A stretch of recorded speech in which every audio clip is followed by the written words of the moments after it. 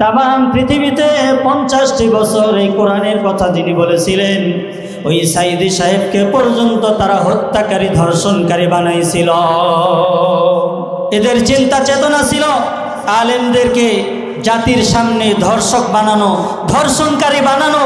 ওই যুগে আবু জেহেলরা যেরকম আল্লাহ রসুলকে উন্মাদ বলতো, পাগল বলতো, রসুলের চরিত্র নিয়ে বাজে কথা বলতো, ঠিক তেমনি 2024 সালে এই 24 সাল থেকে শুরু করে বিগত 15 বছর যারা আলেমদের উপরে বিভিন্নভাবে আলেমদের চরিত্রকে হনন করার জন্য চেষ্টা করেছিল, মিথ্যা অপবাদ দিয়েছিল, জেল জুলুম করেছিল, ফাঁসির কাস্টে ঝুলাইছিল, সম্মানিত হাজিরিন, তাদের চিন্তা চেতনা ওই আবু জেহেলদের মতো। কথা বলেন ঠিক না ভাই? ঠিক।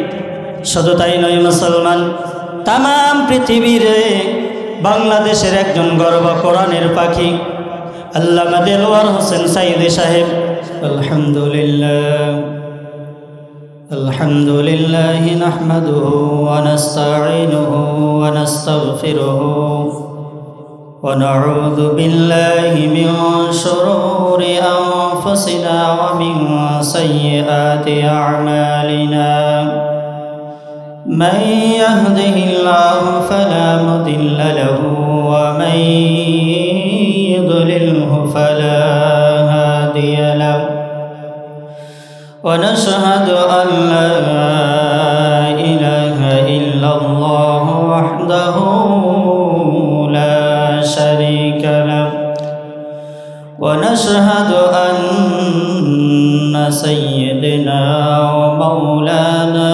محمدا عبده ورسوله أما بعد فقد قال الله تبارك وتعالى في كلامه المجيد والفرقانه الحميد أعوذ بالله من الشيطان الرجيم بسم الله الرحمن الرحيم يا أيها الذين آمنوا اتقوا الله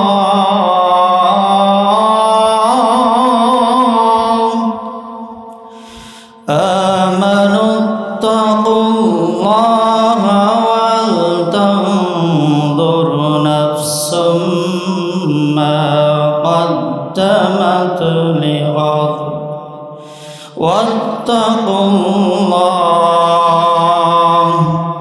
إن الله خبير بما تعملون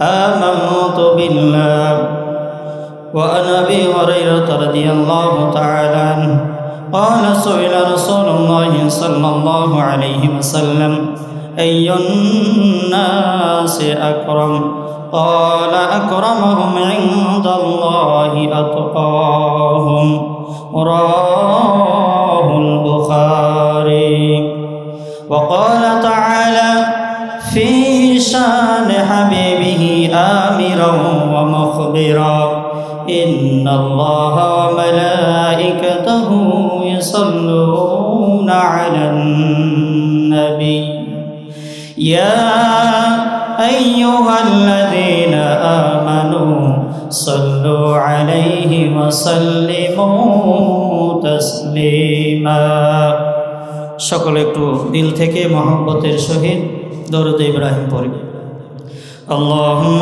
صل على محمد وعلى آل محمد كما صليت على إبراهيم وعلى آل إبراهيم إنك حميد مجيد اللهم بارك على محمد وعلى آل محمد كما باركت على إبراهيم وعلى آل إبراهيم إنك حميد مجيد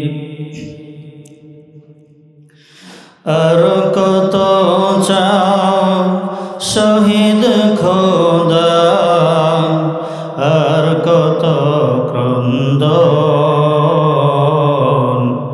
আসবে কবে এই জমিনে তোমারি শাসন আসবে কবে এই জমিনে তোমারি শাসন আর কত চাও শহীদ খোদা আর কত ক্রন্দন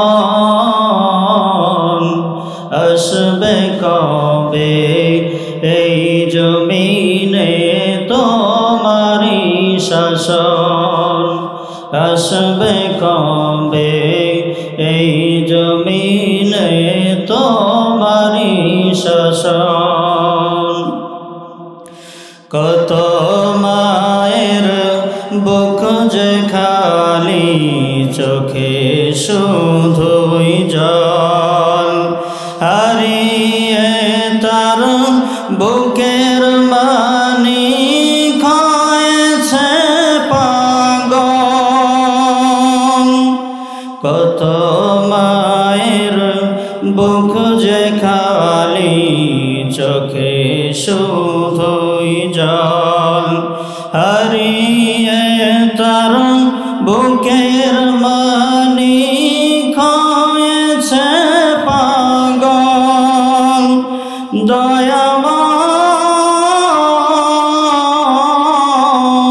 দয়াময় আর কত কাল সইবে তুমি এমন আচরণ আসবে কবে এই জমিনে তোমারি শাসন আসবে কবে এই জমিনে তোমারি শাসন আর কত চাও শহীদ খোদা আর কত ক্রন্দন আসবে কবে এই জমিনে তোমারি শাসন আসবে কবে এই জমিনে তোমারি শাসন লিল্লাহে তাকবীর নারায়ে তাকবীর আল কোরআনের আলো আলহামদুলিল্লাহ আমি অত্র গ্রামের সকল সম্মানিত মুসল্লিদের দৃষ্টি আকর্ষণ করছি আপনারা এখন পর্যন্ত যে যেখানে বেহুদা সময় নষ্ট করছেন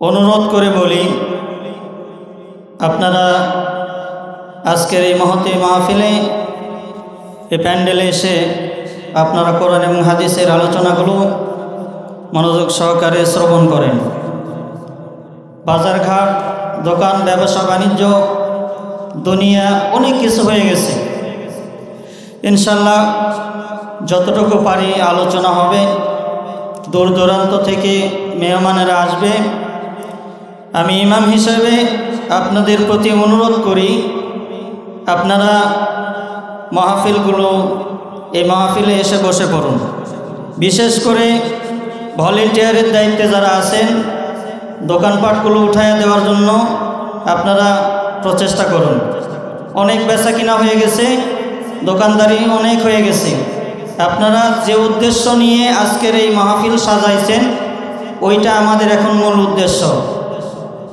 তো এই জন্য এখন আর যেনারা এদিক সেদিক ঘোরাফেরা করছেন মেহেরবানি করে আপনারা মাহফিলে চলে আসুন এই পাশে যারা দাঁড়ায় আছেন এখানে কি বসলে কি ক্ষতি হবে এখানে বসলে ক্ষতি হবে আপনারা একটু মেহেরবানি করে সামনে চলে আসেন একটু বসেন কি আলোচনা হয় দুনিয়াতে অনেক কিছু তো করি আমরা বছরে একটা দিন কয়দিন বছরে একটা দিন আল্লাহর জন্য আল্লাহর দেওয়া হায়াত থেকে যদি একটু ব্যয় করতে না পারি তা আপনি কিসের মুসলমান? রাজশাহী জেলার অন্তর্গত গোদাগাড়ী থানাধীন জগপুর জামে মসজিদের উন্নতিকল্পে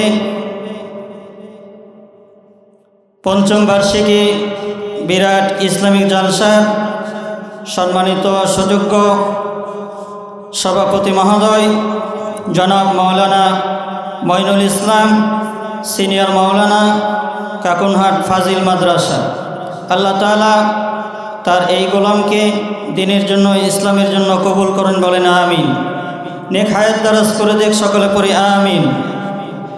আজকের আমন্ত্রিত প্রধান মেহমান আন্তর্জাতিক খ্যাতি সম্পন্ন মুফাসসির কোরআন হাফেজ মাওলানা মোহাম্মদ জাকারিয়া সাহেব নাটোরি, দ্বিতীয় বক্তা মাওলানা মুফতি সাইদ কুতুবউদ্দিন সিরাজগঞ্জ, সামনে উপস্থিত দিনদার ইমানদার মুসলমান ভাই বাবাজিরা, পর্দার আলোরে সর্বগুণে গুণান্বিতা আবেদা সলেহা নেককার মা ও বোনেরা, মাইকের আওয়াজ যত দূর যায় সকলকে নিয়ে সে মহান মনিব আল্লাহ পাক রব্বুল ইজ্জত আল জালালের দরবারে আমরা শুকরিয়া আদায় করি যে আল্লাহ পাক রব্বুল ইজ্জত আল জালাল আমাদেরকে সুন্দর একটি মাহফিলে, কোরআনের একটি মজবাতে আমাদেরকে যে বসবার মতো সুযোগ করে দিলেন, সেই মহান আল্লাহ তাআলার দরবারে আমরা শুকরিয়া আদায় করে পড়ে নিই আলহামদুলিল্লাহ।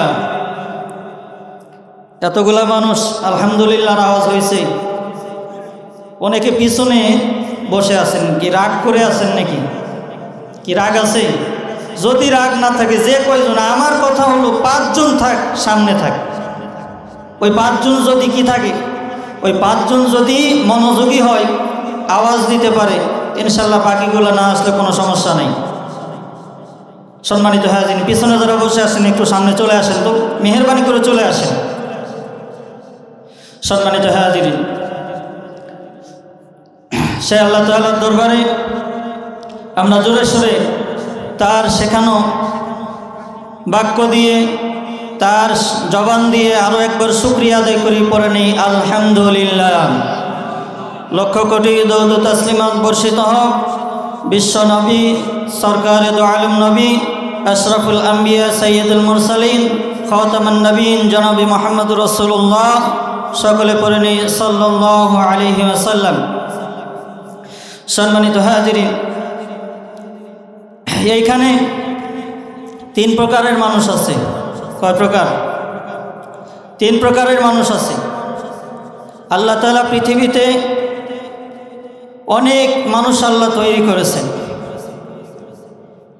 এই কিছু সংখ্যক মানুষ আছে, তারা চায় কোরআনের মাহফিল বন্ধ করতে। কথা বলেন ঠিক না? কিছু মানুষ আছে কোরআনের মাহফিল যাতে না হয়।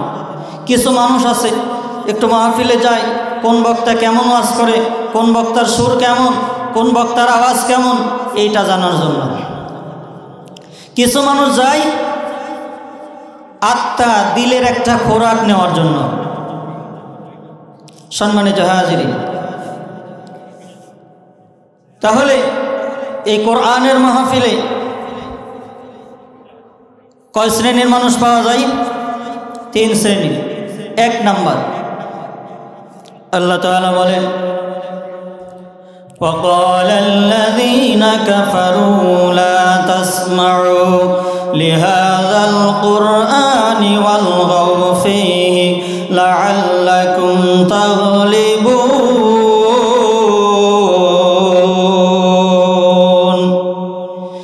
আল্লাহ তাআলা বলেন, কাফের যারা, ওই কাফেররা তাদের পার্লামেন্টে সিদ্ধান্ত গ্রহণ করেছিল, সংসদ ভবনে। বিশ্ব নবীজি যখন কোরআনের দাওয়াত দেওয়া শুরু করে দেয়, ওই কাফেররা পরামর্শ করেছিল, আইন পাশ করেছিল, তাদের ভিতরে সিদ্ধান্ত নিয়েছিল ওয়ালগাউ ফীহি লাআল্লাকুম তাগলিবুন। তোমরা যদি সফলতা অর্জন করতে চাও, তোমরা যদি জয়ী হইতে চাও, তাহলে যেখানে আব্দুল্লাহ ছেলে মোহাম্মদ কোরআনের আওয়াজ দেয়, আব্দুল্লাহ ছেলে মোহাম্মদ কোরআন প্রচার করে, ওই অনুষ্ঠানগুলোকে বাধা প্রদান করো। ওই অনুষ্ঠানগুলোতে কি করো? বাধা দাও। পৃথিবীতে বলেন তো কোরআনের মাহফিলে বাধা দেওয়ার মতো মানুষ আছে না নাই? কি আছে না নাই? মনে করছেন হাসিনা সরকার বিদায় হয়েছে আর বাধা দেওয়ার কেউ নাই? হাসিনা সরকার এখন বাংলাদেশে নাই। হাসিনার 14 গোষ্ঠী যেগুলো আছে এগুলা বাধা দেওয়ার সাহস নাই, কিন্তু তারপরেও বিভিন্ন জায়গাতে কোরআনের মাহফিলগুলা বন্ধ করে দিচ্ছে এক শ্রেণীর মুসলমান। কথা বলেন ঠিক না বেঠিক? যারা ইন্টারনেট ফেসবুক ব্যবহার করেন তারা জানেন। ভাই যেনারা পিছনে আসেন একটু মেহরবানি করে যদি সামনে আসেন, সমস্যা হবে? একটু সামনের দিকে চলে আসেন না। যারা দাঁড়ায় আছেন ভিতরে বসে পড়েন। এখন টাকা আদায় হবে না, আমি টাকা নিব না ইনশাল্লাহ। টাকা আদায়ের বক্তা আসতেছে ইনশাল্লাহ। একটাই মাহফিলের একটা আদব আছে। একজন মেম্বার সাহেব, এমপি সাহেব যদি আসে, তিনি তার নিজের কথা যখন বলে তখন মেম্বারের গায়ের উপরে মানুষ পড়ে যায়। কথা বলেন ঠিক না? ওই মেম্বারের কথার চাইতে কোরআনের কথার দাম কম না বেশি? কথা বলেন, দাম কম না বেশি? আজকে কোরআনগুলোর সাথে আমাদের সম্পর্ক নাই। যত দিন যাচ্ছে কোরআনের সাথে আমাদের দূরত্ব বাড়ছে। কথা বলেন ঠিক না? দূরত্ব বাড়ছে, কপালও পড়ছে। সম্মানিত হাজিরিন, তাহলে এক শ্রেণীর মানুষ থাকে যারা কোরআনের মাহফিলগুলো নষ্ট করে, বাধা প্রদান করে। দ্বিতীয় নম্বর, আল্লাহ তাআলা বলেন সূরা নিসার ভিতরে রব্বুল আলামিন বলেন ওয়া ইযা কিলা লাহুম তাআলাউ ইলা মা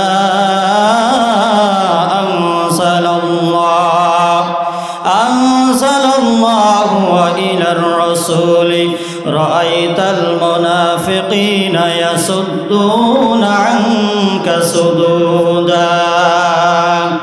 আল্লাহ পাক রব্বুল আলামিন বলেন যখন মুনাফিকদের সামনে যখন কোনো আয়াত তেলাওয়াত করে শোনানো হয়, যখন কোনো আয়াত অবতীর্ণ হয়, আল্লাহ তাআলার রাসূলের আয়াতের দিকে, রাসূলের কথার দিকে, আল্লাহ তাআলার বিধানের দিকে যখন কোনো মানুষদেরকে ডাকা হয়, কিছু সংখ্যক মানুষ আছে আল্লাহ তাআলা বলেন তারা মুখ ফিরায় নাই। আল্লাহ তাআলা বলেন এদের নাম হলো মুনাফিক। মুখ ফিরায় নাই এরকম মুসলমান আছে কি নাই? সারাদিন ওয়াজ নসিহত করেন, কাজ হয় না। মানে এক কান দিয়ে ঢুকায় আর এক কান দিয়ে বের করে দেয়, অর্থাৎ মুখ ফিরায় নাই।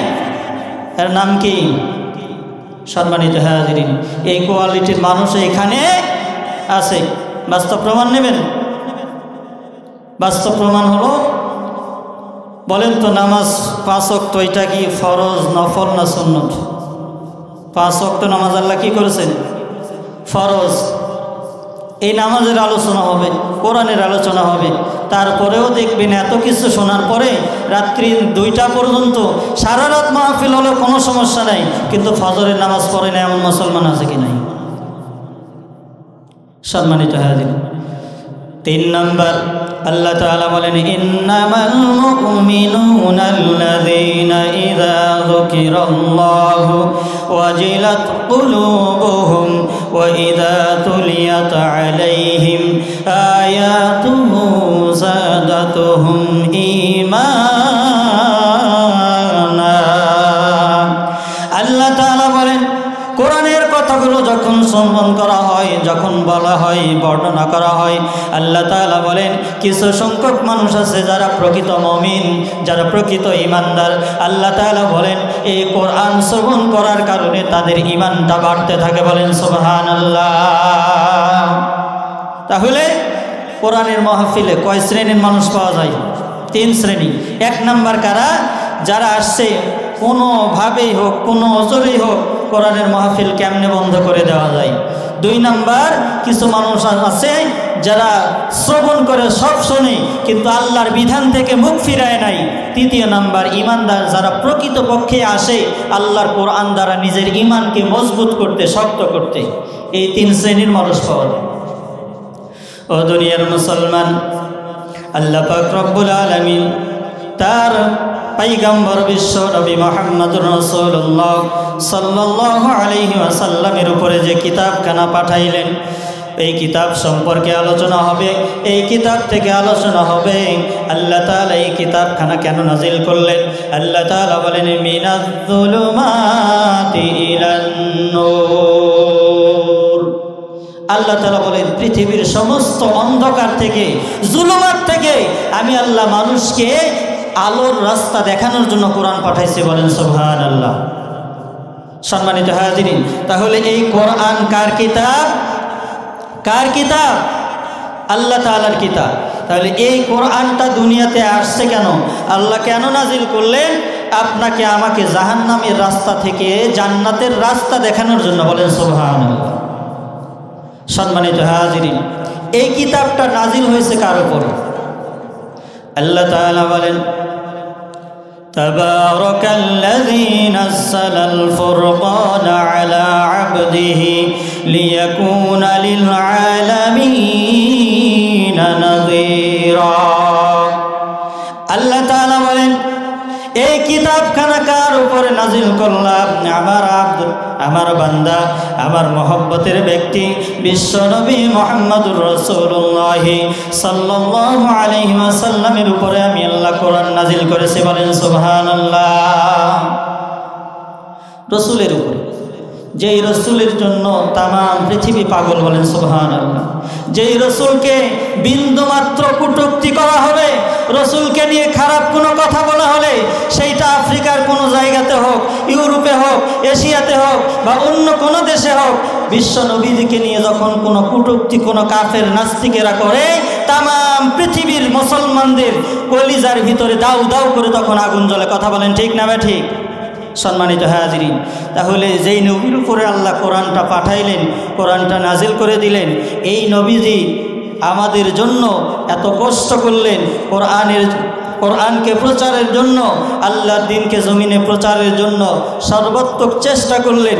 সাহাবায়ে কেরামরা জীবন দিলেন, সম্পদ দিলেন, ঘর বাড়ি ছাড়লেন, মাতৃভূমি ছাড়লেন, সব কিছু তারা ছেড়েছেন। কার জন্য? কথা বলেন। আল্লাহর কোরআনের দ্বীনকে বিজয় করার জন্য। ও মুসলমান, বিশ্ব নবীজি যখন দাওয়াত এখনো দেন নাই, দাওয়াতি কাজ শুরু করেন নাই, তার পূর্বে বিশ্ব নবীজিকে মক্কার কাফেররা, মুশরিকরা, ওই আবু জেহেল, উতবা, সাইবারা কত মহব্বত করত, কত ভালোবাসত, আল আমিন বলতো, আস সদিক বলতো। কিন্তু বিশ্ব নবীজি যখনই এই কোরআনের কথাগুলো মানুষের মাঝে প্রচার করা শুরু করলেন, আল্লাহ পাক রব্বুল আলামিনের পয়গম্বরের উপরে আয়াতে কারিমা নাজিল হয়ে যায়। আল্লাহ তাআলা বলেন ওয়া আনজির আশিরাতাকাল আকরাবিন। আল্লাহ তাআলা বলেন, ওগো পয়গম্বর, আপনি আপনার আত্মীয়দের নিকটে আমি আল্লাহ তাআলা যে কোরআন দিলাম, এই কোরআনের বাণীগুলো তাদের কাছে পৌঁছায় দেন, তাদেরকে সতর্ক করেন, তাদেরকে সাবধান করে দেন আমার জাহান্নামের আগুন থেকে।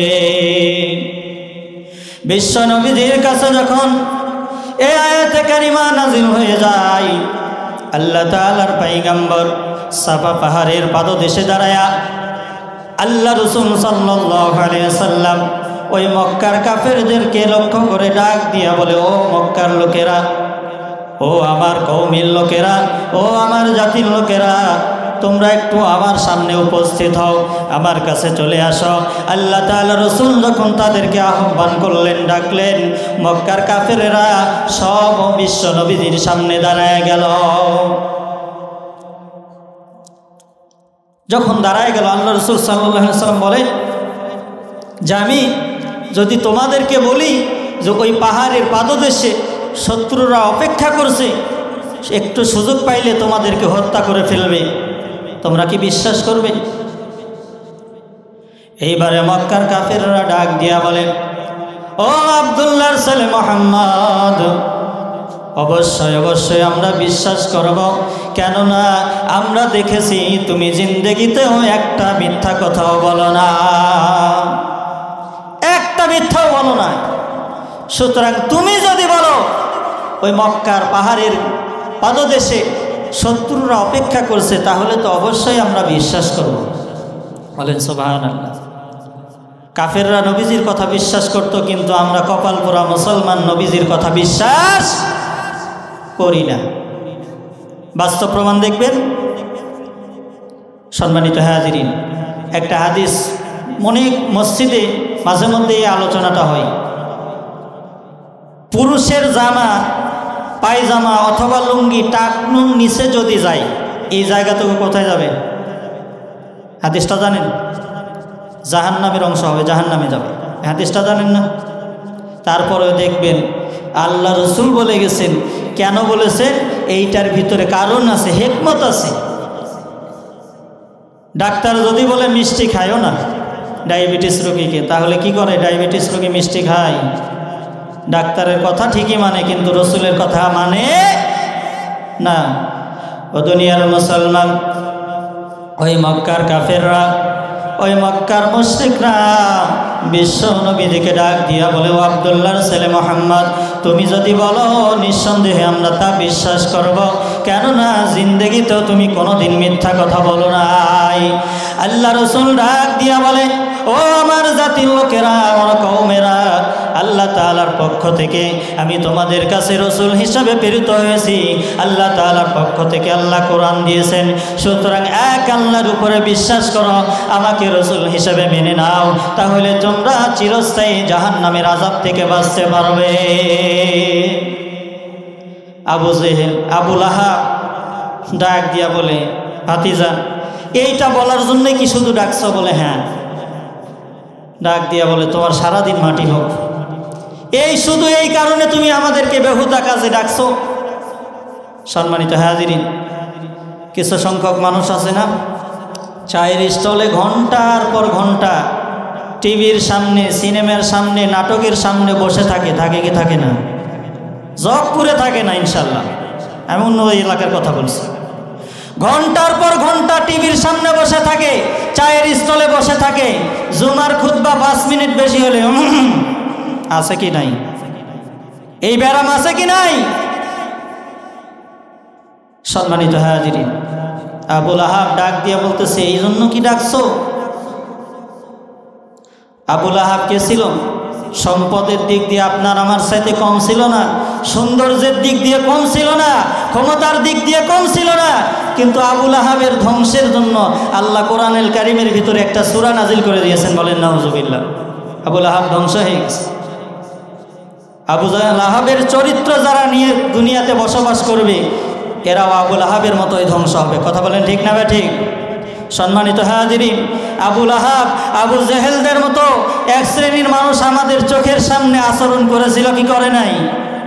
আল্লাহ তাআলা এমন খেলা দেখাইছে, এমন অবস্থা তৈরি করে দিয়েছে, প্রকাশ্য দিবালোকে এখন ঘুরতেও পারে না। কথা বলেন ঠিক না? ঠিক। যাদের দাপটে, যাদের পাওয়ারের কারণে, যাদের ক্ষমতার কারণে তারা যদি বলতো 9কে 6, 6কে 9, জনগণ তাই মেনে নিত, আজকে তাদেরকে আর খুঁজেও পাওয়া যাচ্ছে না। ও দুনিয়ার মুসলমান, বিশ্ব নবীজি যখন এইভাবে মানুষদেরকে দাওয়াত দেওয়া শুরু করে দেয়, ওই মক্কার কওমের লোকদেরকে যখন আল্লাহ তাআলার পয়গম্বর দাওয়াত দেওয়া শুরু করে দেয়, বিশ্ব নবীজিকে যেই মক্কার লোকেরা মহব্বত করত, ভালোবাসত, আপ্যায়ন করত, আলামিন বলতো, বিশ্বাসী বলতো, বিশ্ব নবীজি যখন দ্বীনের দাওয়াত দেওয়া শুরু করে দেয়, বিশ্ব নবীজির উপরে নির্যাতন শুরু হয়ে যায়। আল্লাহ রসুলের উপরে জুলুম নির্যাতন শুরু হয়ে যায়, সাহাবায়ে কেরামদের উপরে জুলুম নির্যাতন শুরু হয়ে যায়। ও দুনিয়ার মুসলমান, প্রকাশ্য বিশ্ব নবীজি যখন দ্বীনের দাওয়াত দেওয়া শুরু করে দেয়, মোটামুটি এই আবু জেহেল, উতবা, সাইবা তৎকালীন ক্ষমতাধররা বিশ্ব নবীজির বিপক্ষে মোটামুটি 10টা পদক্ষেপ গ্রহণ করেছিল। কয়টা? কথা বলেন, কয়টা? 10টা বলা আজকে সম্ভব না, কখন যে দ্বিতীয় বক্তা আসবে আমি নিজেও জানি না। এই জন্য মূল যে আলোচনা আপনাদের সম্মুখে কোরআনুল কারীমের সূরা হাসরের একটা আয়াতে কারিমা তেলাওয়াত করেছি, এরপরে বুখারী শরীফের একটা হাদিস, ছোট্ট একটা হাদিস তেলাওয়াত করেছি। ইনশাআল্লাহ ভূমিকা দিয়ে আমি আমার মূল আলোচনাতে যাব ইনশাআল্লাহ। আল্লাহ তাআলা যেন আমাদেরকে এই আলোচনাগুলো আমাদের বাস্তব জীবনে যেন মেনে চলার তৌফিক দান করে। বলেন আমিন। লিল্লাহে তাকবীর, লিল্লাহে তাকবীর। খুব সারাদিন কাজ কাম করেছে, নামাজ নাই, পরিশ্রম হয়ে গেছে বেশি, তাই না? না খেয়ে আসছেন? একটু জোরে সোরে তাকবীর দেওয়া যাবে? লিল্লাহি আল কোরআনের আলো, আল হাদিসের আলো। পর্দায় পার হয় নাই, কি বলেন? রাস্তাতে যারা আছে ওরা চিন্তা করছে 2-4 জন আছে, কিন্তু বাস্তবে যে কতগুলো আছে ওরা এখনো জানে না। একটু আওয়াজ যদি যাইতো ওইদিকে তাহলে বুঝতো যে না ঠিকই আছে। কথা বলে ঠিক না? আলহামদুলিল্লাহ। সম্মানিত হাজির, তাহলে বিশ্বনবী যখন দাওয়াত দেওয়া শুরু করে দেয়, ওই মক্কার আবু জেহেলরা তৎকালীন ক্ষমতাধর রাষ্ট্রপ্রধানেরা কয়টা পদক্ষেপ নিয়েছিল? 10টা। 1 নম্বর, দুনিয়ার মুসলমান বিশ্বনবীজি যখন দাওয়াত দেওয়া শুরু করে দেয়, ওই মক্কার কাফেররা, মক্কার মুশরিকরা, আবু জেহেল বা সাইবারা বিশ্বনবীজির উপরে সর্বপ্রথম যে পদক্ষেপ নিয়েছিল, আল্লাহ রসুলকে বিভিন্নভাবে তারা অপমান করা শুরু করে যায়। নবীজিকে অপমান করা শুরু করে দেয়। বুখারী শরীফের হাদিসের ভিতরে আসছে, আল্লাহ তাআলার পয়গম্বর কাবা শরীফের পাশে বিশ্বনবীজি দাঁড়ায় নামাজ পড়ছেন। নামাজ পড়তেছিলেন আল্লাহ তাআলার পয়গম্বর, মক্কার একদল কাফেররা পাশেই দাঁড়ায় ছিল। আল্লাহ রসুল যখন নামাজ পড়া শুরু করে দেয়, এমন সময় আবু জেহেল চলে আসে। আবু জেহেল আসার পরে ওই মক্কার কাফেরদেরকে লক্ষ্য করে ডাক দিয়া বলতেছে, তোমরা কেউ কি পারবে আব্দুল্লাহ ছেলে মোহাম্মদকে অপমান করতে?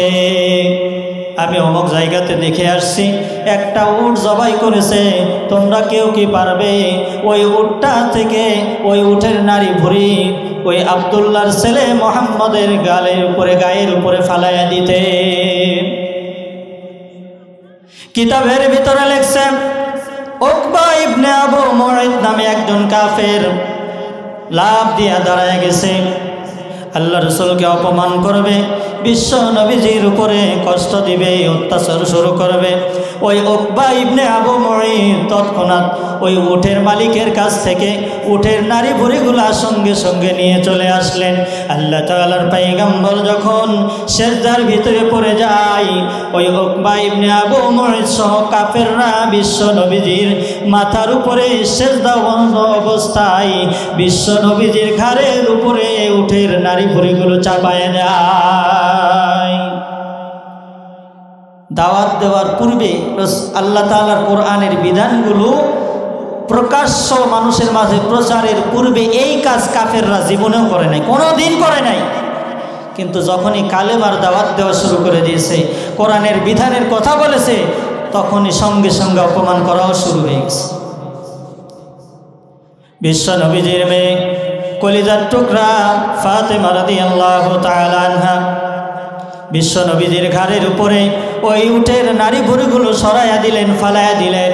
আল্লাহ রসুল ওই সমস্ত কাফেরদের বিরুদ্ধে আল্লাহ রসুল এমন একটা বদদোয়া করলেন, কিতাবের ভিতরে লিখছে, ওই বিশ্ব নবীজির দোয়ার কারণে ওইখানে 7 জন কাফের ছিল, ওই 7 জন কাফের বদরের যুদ্ধে তারা মৃত্যুবরণ করে, লাঞ্ছিতভাবে বদরের যুদ্ধে তারা মৃত্যুবরণ করে। তাহলে 1 নাম্বার কি করেছিল? আল্লাহ রসুলকে অপমান করেছিল, অপমানিত করেছিল। কোরআনের কথা যারা বলে, ও দুনিয়ার মুসলমান, এখনও তাদেরকে লাঞ্ছিত করা হচ্ছে। কথা বলেন ঠিক না বেঠিক?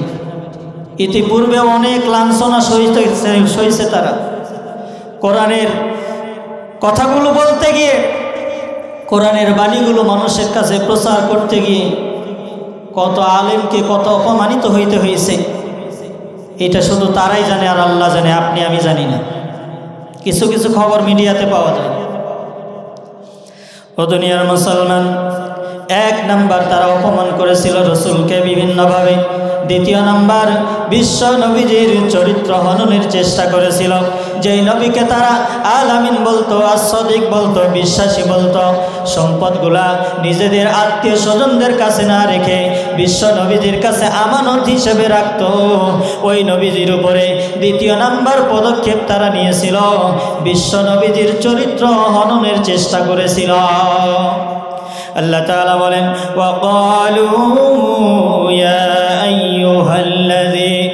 নুজ্জিলা আলাইহি যিকরু ইন্নাকা লামাজনুন।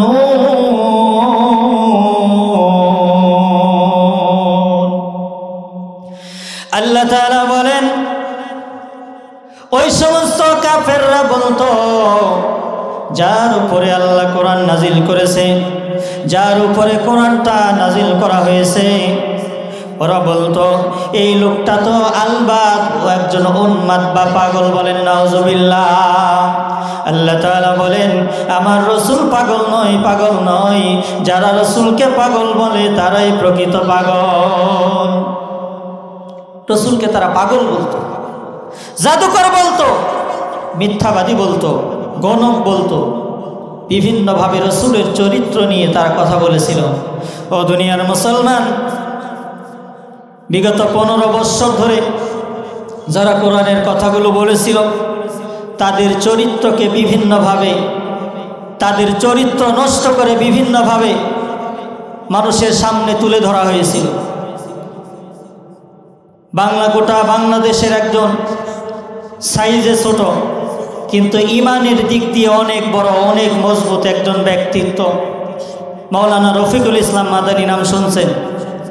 ওনাকে পর্যন্ত রাত্রি 12টা-1টার দিকে ঢাকার হাতিরঝিলে রাস্তার পাশে উলঙ্গ করে, গায়ে কোনো কাপড় ছিল না, হাতে সিগারেট দিয়ে মেয়ে, অর্ধ উলঙ্গ মেয়ে মানুষকে সামনে নিয়ে ছবি উঠায়া জাতির সামনে একজন প্রকৃত যশ আলেমে দিনকে অপমানিত করার মতো দুঃসাহস বাংলার জমিনে করা হয়েছিল কিনা?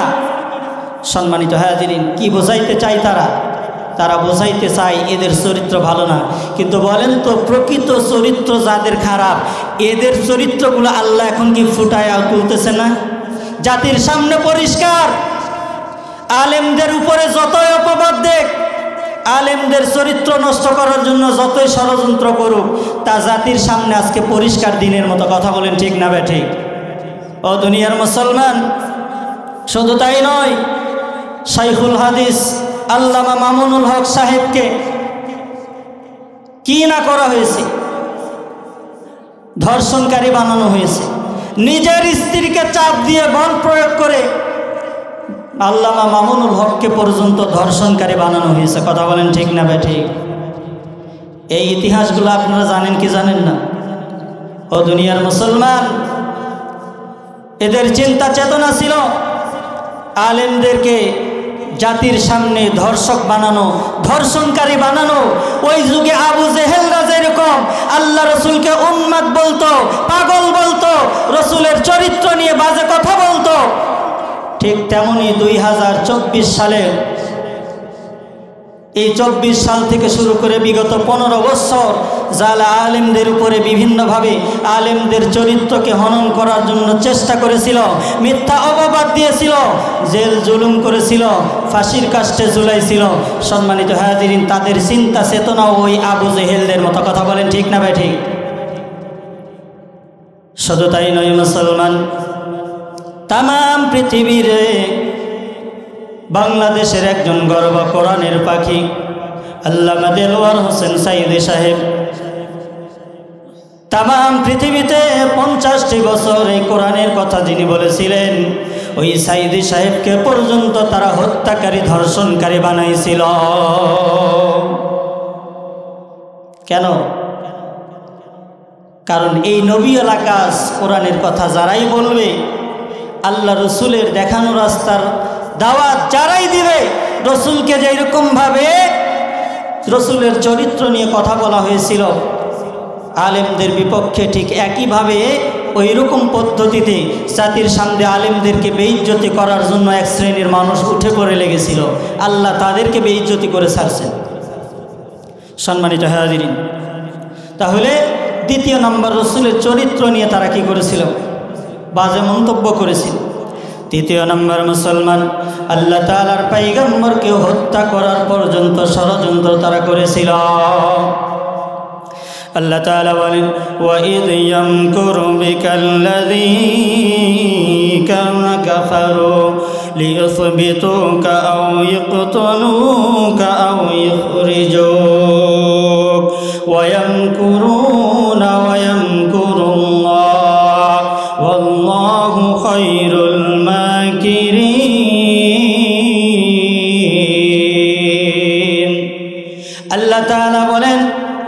ওই সমস্ত কাফেররা চক্রান্ত করেছিল, ষড়যন্ত্র করেছিল, তারা পরিকল্পনা করেছিল। কি পরিকল্পনা তারা করেছিল? আল্লাহ তাআলা বলেন ওই সমস্ত কাফেররা চক্রান্ত করেছিল আপনাকে বন্দী করবে, না হলে হত্যা করবে, নয়তো বা আপনাকে দেশ থেকে তারা বিতাড়িত করে দিবে। তারা করেছিল কিনা? আল্লাহ রসুলকে দেশ থেকে পর্যন্ত তারা বিতাড়িত করে দিয়েছে। রসুলকে হত্যা করার ষড়যন্ত্র শুরু হয়ে গেল। আবু জেহেল, উতবা, সাইবা, ওয়ালিদ ইবনে মুগীরা তাদের রাষ্ট্রীয় পার্লামেন্টে সিদ্ধান্ত গ্রহণ করলো যে কয়েকটা দল আছে, গোষ্ঠী আছে, গোত্র আছে, প্রত্যেকটা থেকে একজন করে সাহসী যুবককে নির্বাচন করা হলো। তারা খোলা তরবারি নিয়ে বিশ্ব নবীজির বাড়ির চতুর্দিকে রাত্রিবেলায় পাহারা দিবে, সকালবেলা হত্যা করবে। ও দুনিয়ার মুসলমান, বিশ্ব নবীজিকে হত্যা করার পর্যন্ত ষড়যন্ত্র হয়েছিল কিনা? কেন? একটাই কারণ, শুধুমাত্র একটাই কারণ, আল্লাহ তাআলার দ্বীনের দাওয়াত দেওয়ার কারণে। এছাড়া কোনো অপরাধ রাসূলের ছিল না।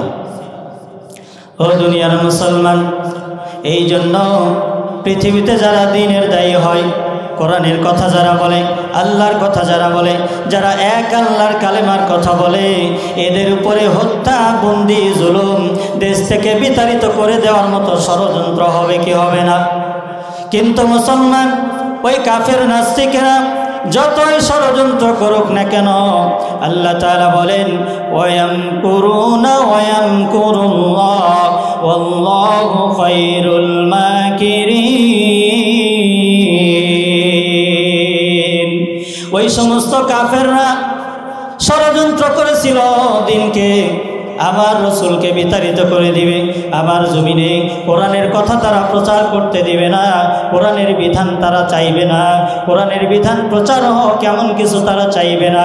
আল্লাহ তাআলা বলেন ওদের পরিকল্পনাকে, ওদের ষড়যন্ত্রকে আমি ব্যর্থ করে দিব। শুধু আজকে নয়, শুধু আগামীতে নয়, কিয়ামত পর্যন্ত যতই দল আসুক না কেন, যারাই কোরআনের বিরোধিতা করবে, কোরআনকে বিরোধিতা করবে, কোরআনকে মুছাইয়া ফেলতে চাবে, দিন ইসলামকে দুনিয়া থেকে বিদায় করে দিতে চাইবে, ওরাই দুনিয়া থেকে লাঞ্ছিত হয়ে যাবে। কথা বলেন ঠিক না ঠিক? লিল্লাহি তাকবীর। সম্মানিত হাজিরিন, এই যে আলেমদের উপরে বিগত 15টি বছর কম নির্যাতন হয়েছে, কম নির্যাতন হয়েছে বলেন? 15টি বছর ধরে মুখ খুলে বুক ফুলে কথা বলতে দেয় নাই। কথা বলেন ঠিক না ঠিক? কোরআনের মাহফিলগুলোতে যখন যাওয়া হয়, আমি তো ভাঙ্গাচুরা ছোটোখাটো একটা বক্তা, আমাকেও কানে কানে গিয়ে বলে হুজুর এটা বলবেন না, ওইটা বলবেন না, ওইটা বলবেন না, এইরকম কি করে? আগেই কান পরা দিয়ে দেয়। মসজিদের মেহরাব থেকে, মসজিদের মেম্বার থেকে যদি কোরআনের হক কথাগুলো বলা হয়, মসজিদ কমিটির সভাপতি বেজার, সেক্রেটারি বেজার, ক্যাশিয়ার বেজার, আছে কি নাই? তৎকালীন সময়ে স্বৈর শাসকের দোসররা যারা ছিল, ওরা পর্যন্ত বিভিন্ন জায়গাতে আমরা দেখছি ইমামদেরকে ভালোভাবে মুখ খুলে কথা বলতে দেয় নাই, আল্লাহর কোরআনের কথাগুলো বলতে তারা বাধা দিয়েছিল। সম্মানিত হাজিরিন, পরিণতি কি হয়েছে? পরিণতি আল্লাহ এমন দেখাইছে, বাংলার জমিনে জায়গা হয় নাই। কথা বলেন ঠিক না ঠিক? যারা বলেছিল খেলা হবে, আমরা তো খেলতে চাই, কিন্তু খেলার মতো এখন আর প্লেয়ার খুঁজে পাওয়া যায় না। কোথায় গেল তারা? সম্মানিত হাজিরিন, তো এই জন্য আল্লাহর কোরআনের জন্য, আল্লাহর কোরআন যখনই প্রচারের জন্য বিশ্ব নবীজি যখন দাওয়াত দেওয়া শুরু করে দেয়, প্রকাশ্য দিবালোকে যখন রসুল কোরআনের বিধানগুলো মানুষের মাঝে প্রচার করতেছিলেন, ওই কাফের মুশরিকরা বিশ্ব নবীজির উপরে কয়টা পদক্ষেপ নিয়েছিল? 10টা। তাহলে বললাম 3টা। সম্মানিত হাজিরিন, তো এই যে আরও রয়েছে 7টা, এইরকম অনেক পদক্ষেপ তারা নিয়েছিল। সম্মানিত হাজিরিন, তারপরেও বলেন তো, আল্লাহ রসুলকে হত্যা করার, গুম করার, বন্দি করার, দেশ থেকে বিতাড়িত করে দিয়েছে। তারপরেও আল্লাহর কোরআনের এই আইন বিধান, আল্লাহ তাআলার এক কালিমার আওয়াজ নষ্ট হয়ে গেছে, নাকি তামাম পৃথিবীতে কালিমা পথ পথ করে উঠতেছে? সম্মানিত হাজিরিন, কোরআন এমন একটা কিতাব যে কোরআনের কথা আওয়াজ বন্ধ করার মতো সাহস দুনিয়ার কারো নাই। আপনাদের সম্মুখে কোরআনুল কারীমের একখানা আয়াতে কারিমা তেলাওয়াত করা হয়েছে। আল্লাহ তাআলা বলেন, ইয়া আইয়ুহাল্লাযীনা আমানুত্তাকুল্লাহা ওয়াল তানজুর নাফসুম মা قدمت لغد واتقوا الله إن الله خبير بما تعملون الله أكبر সম্মানিত হাজির, একটু যারা পিছনে আসেন একটু চেপে চেপে সামনের দিকে চলে আসেন তো, একটু আর অনেক লোক আসতেছে, আপনি একটু সামনের দিকে চেপে আসেন। কালেমা পড়ি লা ইলাহা ইল্লাল্লাহ লা ইলাহা ইল্লাল্লাহ লা ইলাহা ইল্লাল্লাহ। সামনে আসেন, সামনে আসেন, একটু চেপে আসেন।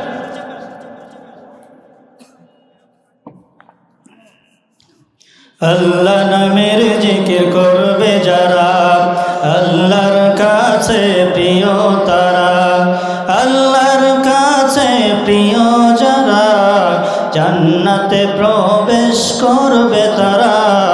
লা ইলাহা ইল্লাল্লাহ লা ইলাহা ইল্লাল্লাহ লা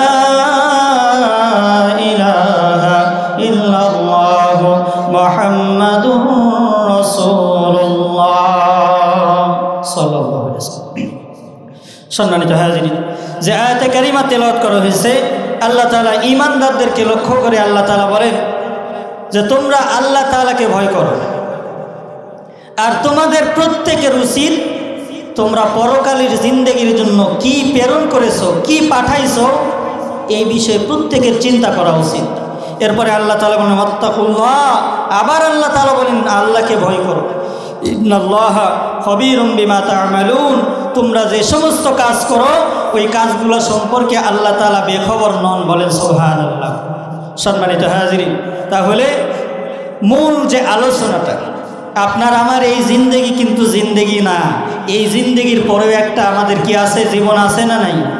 আপনাকে আমাকে আল্লাহ তাআলা জীবন দিয়েছেন, মৃত্যু একদিন দিবেন, মৃত্যুবরণ যেহেতু করব মুসলমান, মৃত্যুবরণ করার পরে আপনার আমার একটা জিন্দেগি আছে, একটা জায়গা আছে, জান্নাত জাহান্নাম আল্লাহ তৈরি করেছেন। আল্লাহ তাআলা ওই দিকে ইঙ্গিত করে আল্লাহ তাআলা বলেন ওয়াল তানজুর নাফসুম মা কদ্দামাত লিগাদ। আল্লাহ তাআলা বলেন তোমাদের চিন্তা হওয়া উচিত, চিন্তা করা উচিত, তোমরা তোমাদের পরকালের জন্য কি পাঠাইছো, কি উপার্জন করেছো। আজকে দেখেন, একটু সুখ শান্তির জন্য, একটু আরামায়েশের জন্য আমাদের পরিকল্পনা, আমাদের চিন্তা, আমাদের চেতনা, আমাদের মেধা, আমাদের কত কিছু দিয়ে আমরা পরিশ্রম করছি কি করছি না? কেন করছি? আগামীতে যাতে আমি একটু সুখে শান্তিতে বসবাস করতে পারি। কথা বলেন ঠিক না বা ঠিক?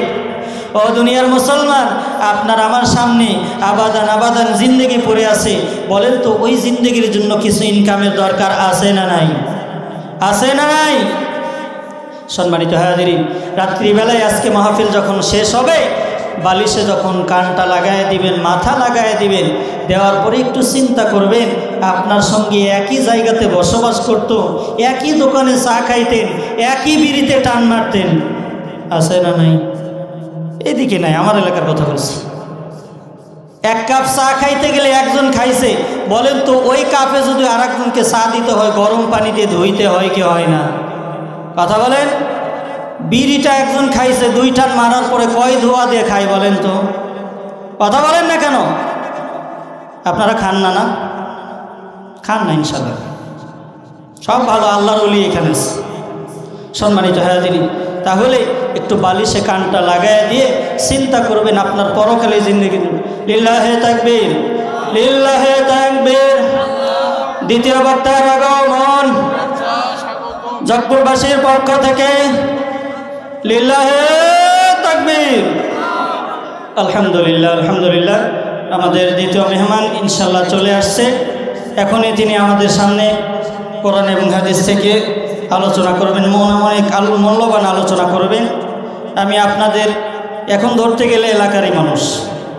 আপনাদের কাছে খাস দোয়া করি, দোয়া আপনাদের কাছে চাই। আল্লাহ তাআলা যেন আমাকে ছোট্ট গোলাম হিসেবে আল্লাহ তাআলা যেন কোরআনের কথাগুলো মানুষের মাঝে প্রচার করার জন্য তৌফিক দান করে, বলেন আমিন। এবং সর্বোপরি আমি যেন আজকের এই মাহফিল থেকে আপনার আমার পরকালের জিন্দগির জন্য কিছু পাথেয় কিছু যেন সংগ্রহ করে আমরা যেন দুনিয়ার জিন্দগি শেষ করতে পারি। আল্লাহ তাআলা যেন তৌফিক দান করে, বলেন আমিন।